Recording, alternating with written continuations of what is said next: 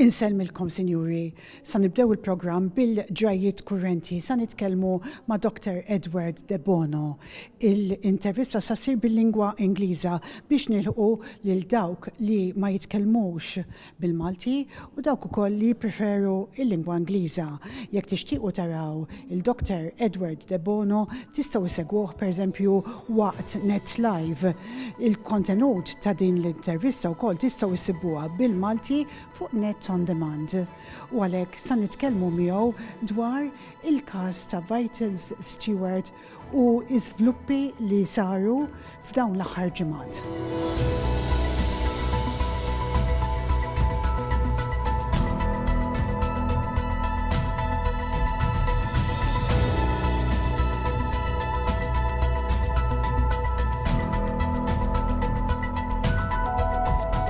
Thank you very much, Dr. Debono, for joining our program today. It's my pleasure.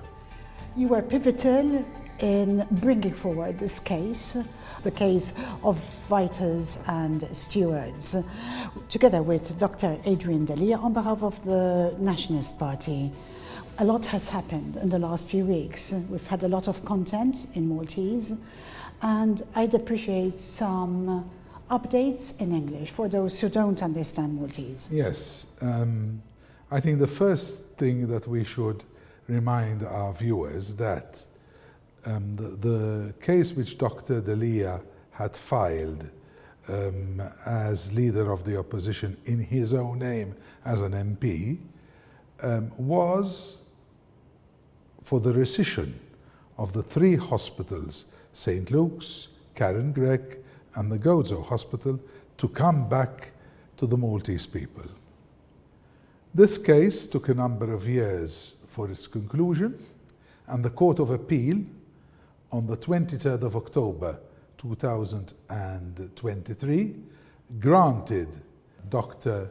Delia's demands and declared that the emphysema concessions, the temporary emphysema concessions, were built on fraud, collusion between the highest officials in government, in the Labour government, with Vitals and Stewards. I think this has ramifications. It's one of the few times I can recall that a court has declared that the highest officials in government acted fraudulently against the interests of the Maltese people in collusion with Vitals and Stewards to the benefit of Stewards and Vitals. That decision was taken quite some time ago now. That was taken in October 2023. After that decision was taken, the leader of the opposition, Dr. Bernard Gregg and Dr. Delia, wrote to the Commissioner of Police and to the State Advocate that they should take action against these highest officials, both criminally and civilly. Unfortunately, neither the Commissioner of Police nor the State Advocate did anything about this.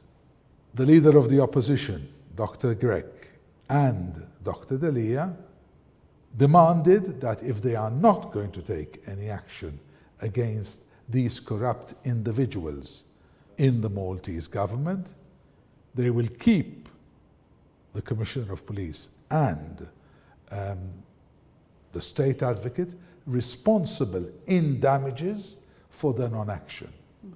What is the reason that they have done this? The reason is very simple, because if no action is taken, according to our law, according to Article 1051, capital A of the Civil Code, all those people who acted in a corrupt manner, they are responsible jointly and severally with stewards to bring back the damages that the Maltese people had sustained. The money that was fraudulently paid to these two companies. We calculate that there's about 417 million expended from the Maltese coffers to the detriment of the Maltese people. Government is claiming that after the first judgment of first instance, he took action against stewards for them to pay this damage. The truth is that he did not take any action. Stewards, through an international arbitration, asked the arbiter to declare that the Maltese government should pay that infamous 100 million that Dr. Conrad Mitzi signed on our behalf, that even in the event that the Maltese government loses the case, or actually wins the case against Vitals, that 100 million is still due to stewards and Vitals. This is one of the instances where fraud could be seen. How is it possible that the Maltese people have to pay 100 million if they won the case for the rescission of the contracts? May I please remind you to bring us up to date with the state of the three hospitals? The state of the three hospitals is in a dire state, totally abandoned, where rats are running around St. Luke's, where Karen Gregg has not been refurbished, where the Gozo Hospital hasn't yet started to be erected anew. So this is the situation that they're in. They've taken structural damages from our coffers when nothing has been spent in that which they had to provide for us. But the most important thing is this. So it is not true that government took action. It is steward who had taken action against the Maltese government. As soon as they were notified with these arbitration proceedings, the government filed what is called a counterclaim. And in that counterclaim, they are demanding damages. The state advocate is being assisted by a Maltese law firm in the endeavors, and we know that since then, stewards have filed for bankruptcy. Absolutely. That brought things to a head. So this obviously, we will never be paid from stewards the damages that we have sustained. So who is going to pay us damages, as you rightly put it? From where are we going to retrieve the money which has been stolen? Undoubtedly, the people in the highest officials in government who are involved, and we know now, and we knew then as well who were involved: Joseph Muscat, Conrad Mitzi, Keith Kembry, Edward Cicluna, permanent secretaries in the government and ex-permanent secretaries in the government, all played a part, including the Indus people who had to do due diligence and didn't do so. That is, Emmanuel Castagna, Robert Borch, and James Kamenzuli in particular. What are your comments about Dr. Chris Fearn and the developments over the last 2 weeks? Chris Fearn is responsible in damages as well, because as a Minister of Health, he said that it was the right deal. The Court of Appeal, in its judgment, referred to this phrase, right deal, and they said it is no right deal at all, but all those involved who had a duty to protect the Maltese people failed them. And because they had a duty to ensure that no payments of a structural level, I'm not talking about payments of employees' wages or paramedics' wages. I'm talking about the structural damages that were being paid, should not have been approved, neither by the Minister of Health, nor by the Finance Minister, nor by the permanent secretaries in their offices. And for this, they as well are responsible in damages together with Vitals and stewards. But since then we had further developments. After this judgment and after Dr. Delia and Dr. Bernard Gregg filed this action against the state advocate, demanding that he takes action against the Maltese people that were involved in collusion with Vitals, the Magistrates' Court, as a court of inquiry, found that there were 39 different persons, physical persons and moral persons, who were responsible for this fraud. Mm-hmm. Magistrate Gabriella Vella closed her inquiry and sent the acts of the proceedings to the Attorney General. The Attorney General didn't find anything amiss with what Magistrate Vella had filed in her inquiry, because according to law, if she did find something amiss, the Attorney General had a duty to send back the acts and asked questions for the magistrate to fill in the gaps which she would have considered left out by the inquiring magistrate. And what are your comments about Professor Edward Cicluna holding the position of Governor of the Central Bank of Malta? He should absolutely resign. Absolutely resign. He can't represent our country in the European Central Bank, and I'm pretty sure that his companions in the European Central Bank will not let him sit at table with them. He's a disgrace to our country. He should have taken action when he should have, that is initially, when he realized that he was not part of the kitchen cabinet, don't forget that, of Joseph Muscat, that he was being left out from all that was being stated, and he should resign forthwith. In your opinion, what role should the financial regulator, the MFSA, play in all this?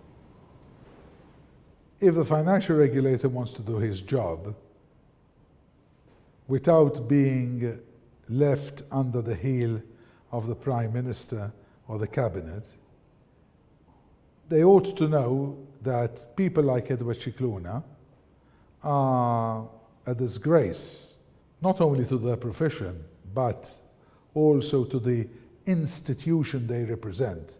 In Edward Cicluna's case, at this particular moment in time, there's the Central Bank of Malta, and being, as we ought to be, a reputable financial center, he's just not the guy to be there.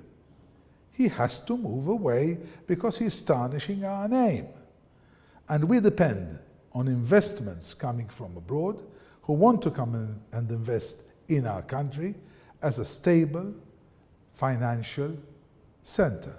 Do you think there'll be any repercussions as a jurisdiction, to Malta as a jurisdiction? I have no doubt that we will have severe repercussions if no viable solution is going to be found, and where the accused being prosecuted, if found guilty, should bear the consequences of their actions. I believe stewards have a portfolio of real estate. Well, a portfolio, according to what I've read in the papers, they've got a portfolio of 1 billion euros, but they've got another 10 million in debt. So basically, their portfolio is in the red.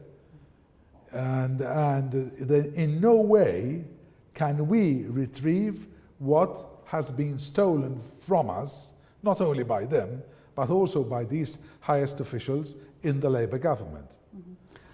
What else can you tell us about this scandal? I mean, it's a big saga now. So now we are waiting judgment from the first hall of the Civil Court, where we are demanding that the state advocate actually takes action against these Maltese people involved in this criminality in order that they be held jointly and severally responsible with stewards and vitals and pay back the money which has been stolen, which is, as I have said, till 2022, amounting to circa 417 million euros.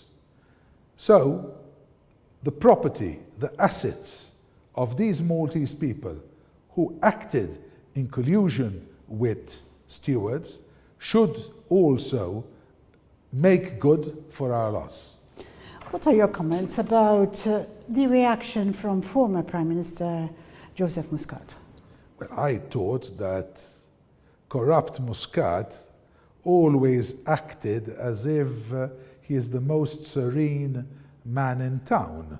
But listening to him on television last Monday, I think, or Tuesday, I can't recollect the day, he was, I believe, in the most desperate of situations, like a cornered rat, wanting to butcher all people who caught out his crime and wanting to tear to bits the Nationalist Party.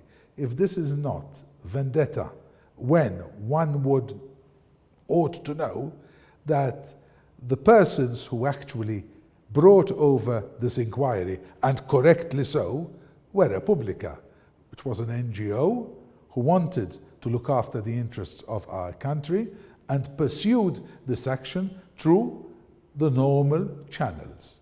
Yet Muscat believes that he wants to butcher the PN because he believes that they were, or they are, responsible for what he has been accused of. He thinks that this is a second E-grant, and by the way, E-grant has not yet been determined who owned that company, so it could still be Muscat or his wife or any other person, but still... So in your opinion, that's not a closed case? Of course it's not a closed case.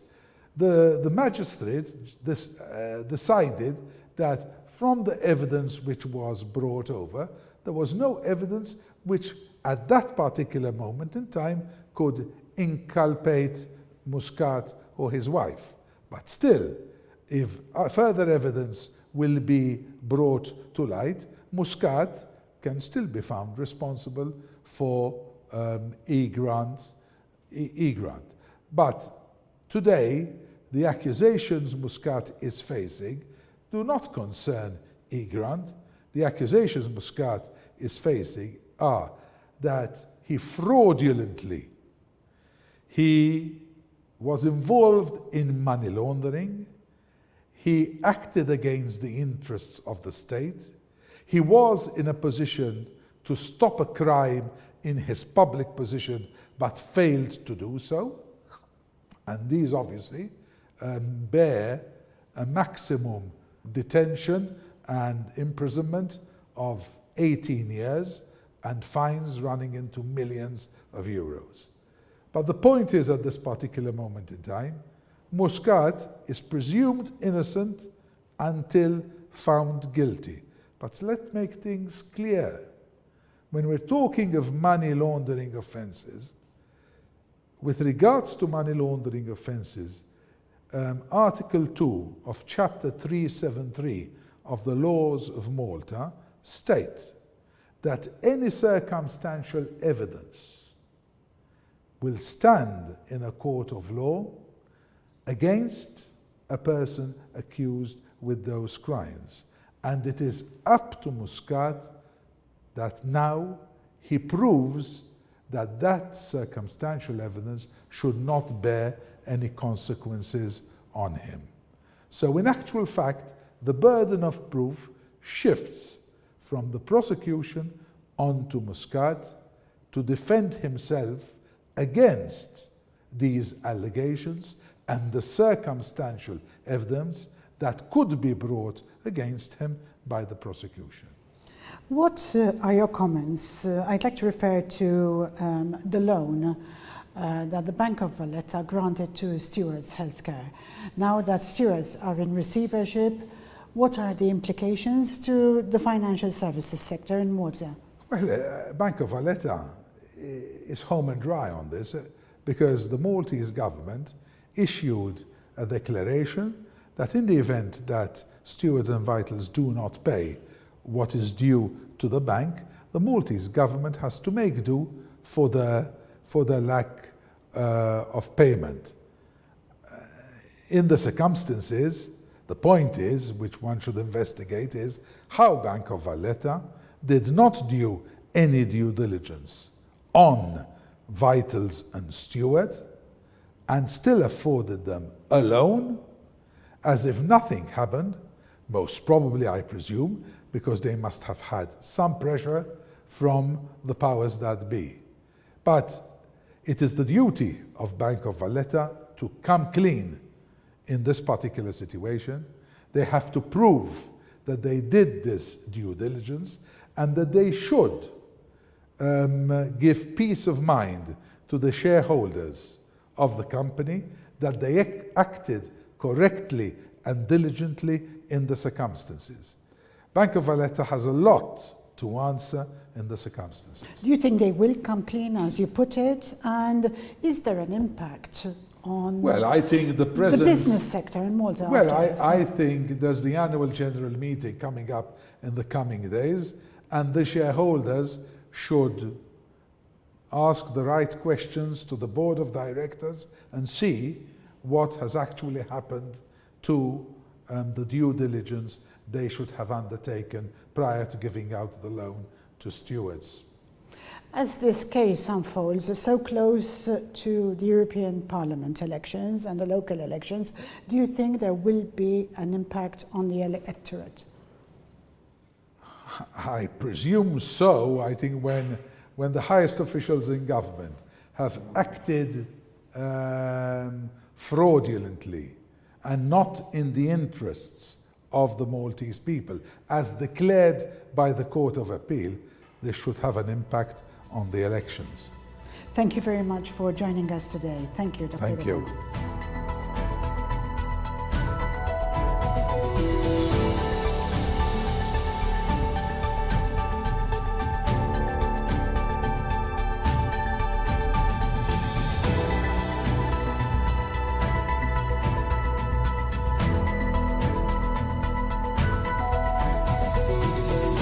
Thank you for watching our interview with Dr. Edward Debono with regard to the latest developments on the Vital Steward scandal.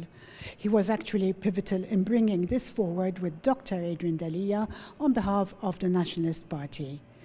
I would also like to remind you that on the 8th of June, you will have the opportunity to vote for the European Parliament elections and the local council elections.